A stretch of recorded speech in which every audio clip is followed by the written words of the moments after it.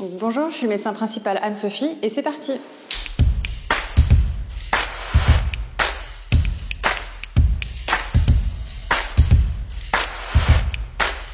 Donc, le service de santé des armées assure le soutien sanitaire des forces armées, à la fois en métropole et en mission extérieure ou en mission embarquée.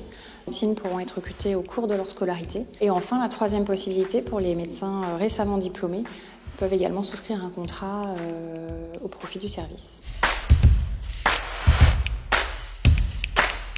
Donc, comparé à celui d'un médecin civil, l'intérêt de mon métier, c'est que justement, je vois les patients en dehors de mon cabinet. Je les soigne à la fois dans mon bureau et je les côtoie au quotidien, on vit avec eux, que ce soit en plus que simplement une relation médecin-patient.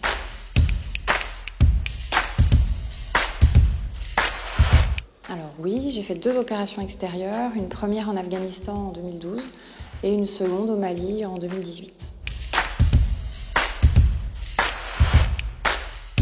Alors justement, moi je trouve que c'est ce qui fait un peu le sel du métier, puisque des actes qui ne sont pas forcément très techniques, on est en perfusion dans un véhicule blindé et qui roule sur une route un peu chaotique.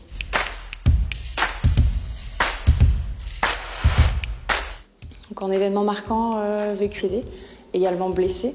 Donc j'ai participé avec le reste de mon équipe réduite à leur prise en charge.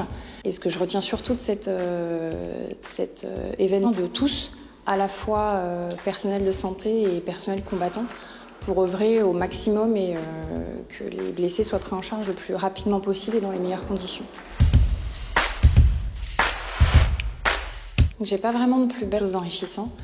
Les plus belles rencontres que j'ai pu faire, pour le coup, c'est sur le plan professionnel, notamment la totalité des gens du service de santé sont pleinement investis dans leur métier et sont vraiment tournés vers les autres et dans le soutien des combattants.